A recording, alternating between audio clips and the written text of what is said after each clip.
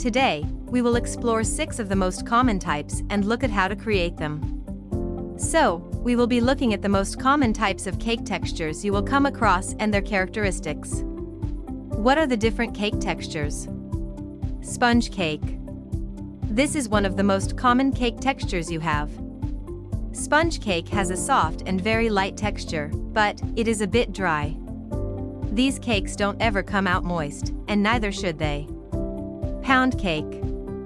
These cakes are often denser than sponge cakes. They also have a fine crumb, but a much more crumbly texture in comparison. And they have an incredibly melt-in-your-mouth feeling. Moist. Yes, believe it or not, this does classify as a type of texture. Moist cakes have a relatively tight crumb and are almost dense, but in a moist way. It does melt away in your mouth. Cream. These types of cakes are very soft, semi-moist, and have a very minor chewy texture to them. They aren't very dense. Chiffon cake. They are incredibly soft, airy, and moist. All thanks to the incredible mixing method used called the foaming method. This method whips egg whites to create an airy texture and also uses very little fat. Angel food cake. It is another type of cake made using the foaming mixing technique to create different cake textures. So, it is also very light and airy. What affects the texture of cakes? Leavening agents. These agents are there to help give rise to the cake. By doing so, they create a light and airy texture. Too little leavening and the cake will remain dense.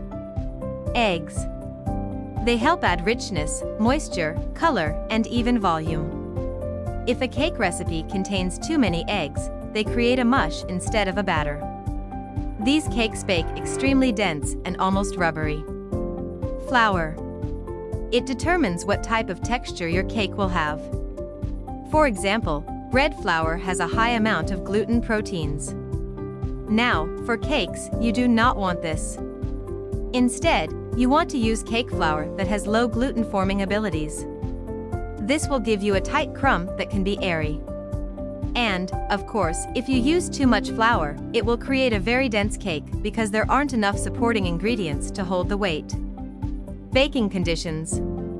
Now, while this isn't an ingredient that affects the texture, using incorrect temperatures and times will also affect the texture of your cake. For example, baking at too high temperatures and for too long will dry out the cake, making it hard. But, on the other hand, if you bake it at too low temperatures, it will fall flat because the structure isn't set quickly enough to hold the weight of the leavened ingredients. So, your cake will be dense too. Tips and tricks. Hopefully, you have learned a thing or two about different cake textures that are out there and which ingredients play a role in creating them. This will enable you to change a recipe to create your unique texture. Let us know in the comment below if you have any questions. If you liked this video, don't forget to like and subscribe.